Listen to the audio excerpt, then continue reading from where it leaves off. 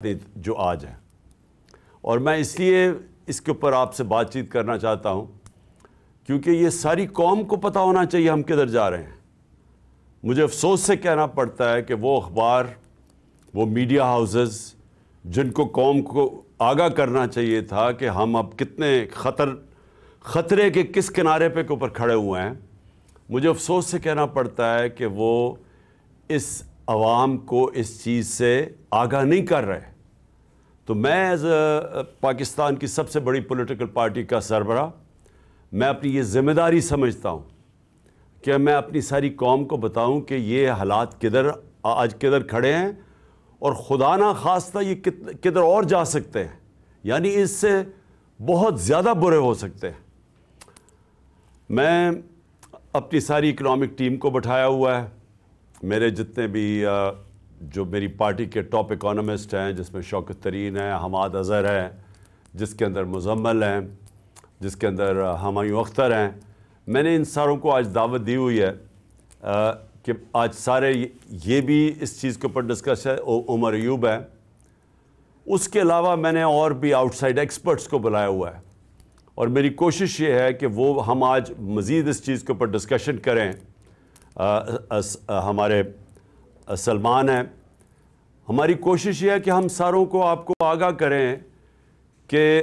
اپنی ڈسکشن کے بعد ہم اس کے بعد بتائیں بھی کہ ہم یہاں پہنچے کیسے اور اس سے نکلنے کا حل کیا ہے اور کیا کرنا پڑے گا آگے پاکستان کو۔ اگر ہم نے اپنے ملک کو سنبھالنا ہے ادھر سے تو ہمیں وہ کیا سٹیپس لینے پڑیں گے۔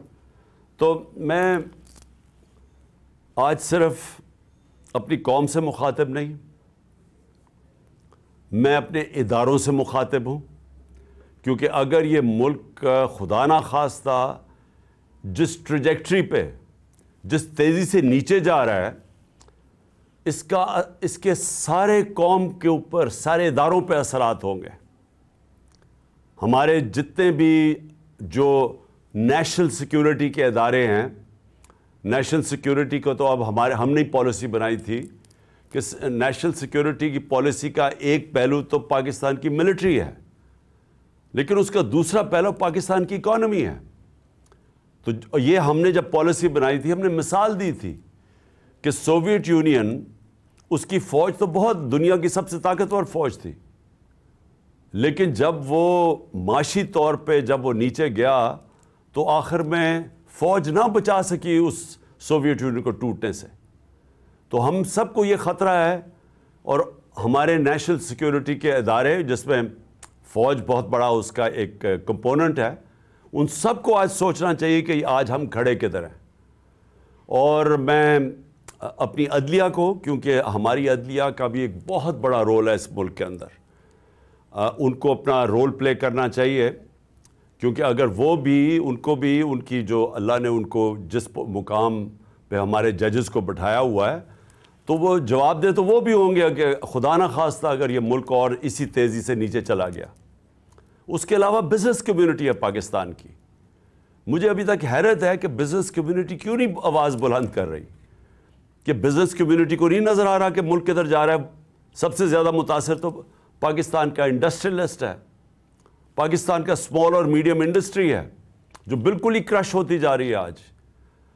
پاکستان کا ایکسپورٹر ہے، ہماری ایکسپورٹس گر رہی ہیں۔ وہ بھی پوچھیں کہ پاکستان سے جو باہر پاکستانی بیٹھا ہے وہ کیوں نہیں ریمیٹنسز بھیج رہا۔ ہمارے دور میں پاکستان کی تاریخ کی ریکارڈ ریمیٹنسز ہوئی تھی، ہمارے دور میں پاکستان کی ایکسپورٹس ریکارڈ ہوئی تھی، ٹیکسٹائل ایکسپورٹس ریکارڈ ہوئی تھی، ہمارا جو ٹیکس کلیکشن تھا وہ ریکارڈ تھا،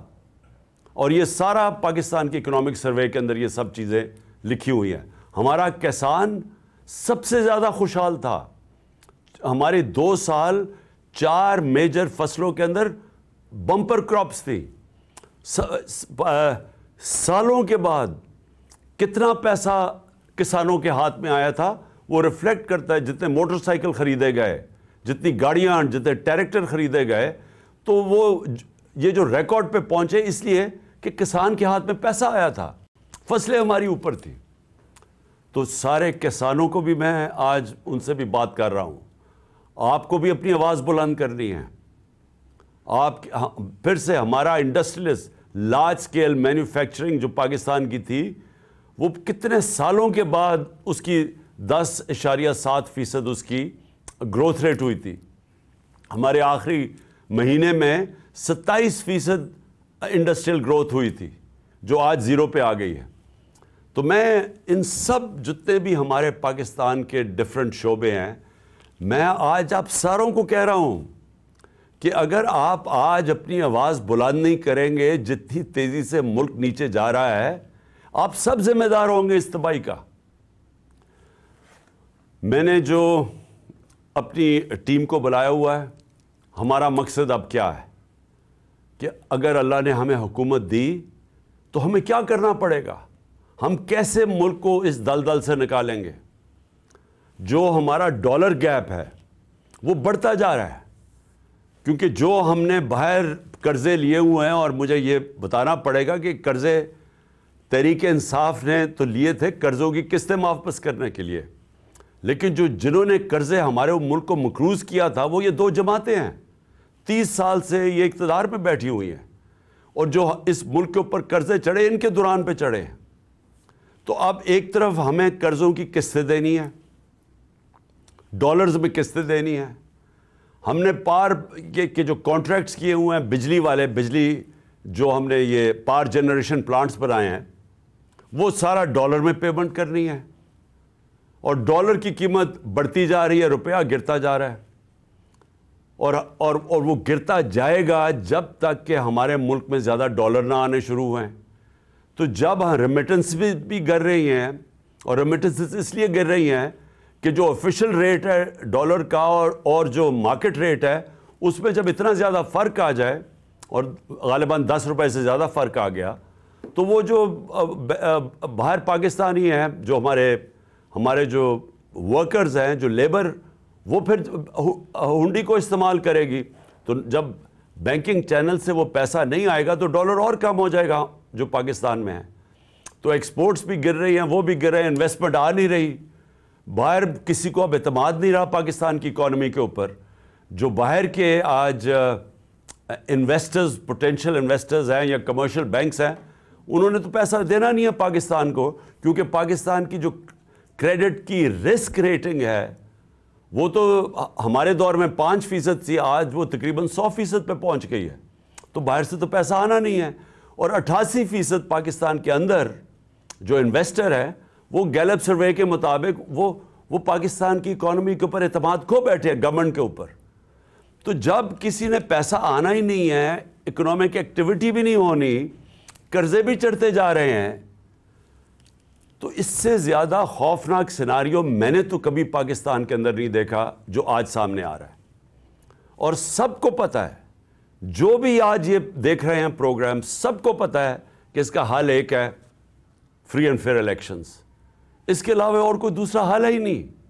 جو مجھے آج بتا دے کہ اس کے علاوہ اس کا حل کیا ہے, مجھے ایک آدمی بتا دے اس کا حل کیا ہے. وہ اس لیے حل نہیں ہے کہ جو معیشت ہے ملک کی, وہ ڈپینڈ کرتی ہے ملک کے اندر پولیٹیکل سٹیبلٹی پہ. اگر ملک کے اندر سیاسی طور پہ استحکام نہیں ہے تو وہ معیشت سب سے پہلے اس سے متاثر ہوتی ہے. اور وہ کیوں؟ کیونکہ اگر آج میں نے انڈسٹری لگانی ہے تو میں تو دیکھوں گا اگلے 2-3 سال پاکستان کا, 5 سال پاکستان کا سچویشن کیا ہوگا. تو اگر مجھے یہی نہیں پتا کہ اگلے 3-4 مہینے 5 مہینے میں پاکستان کا سچویشن کیا ہوگا, کون گورنمنٹ آئے گی, کیا حالات ہوں گے,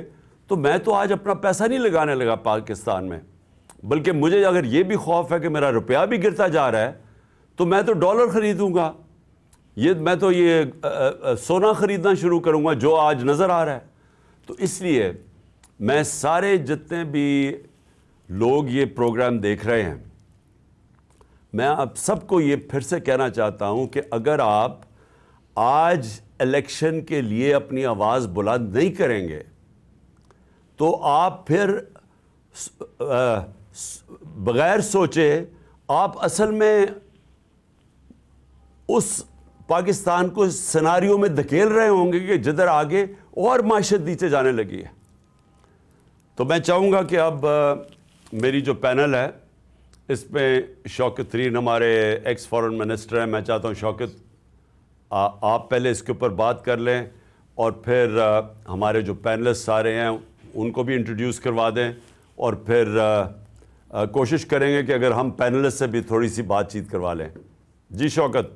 جی تھینک یو چیئرمین صاحب. دیکھیں سر آپ نے تو بتائی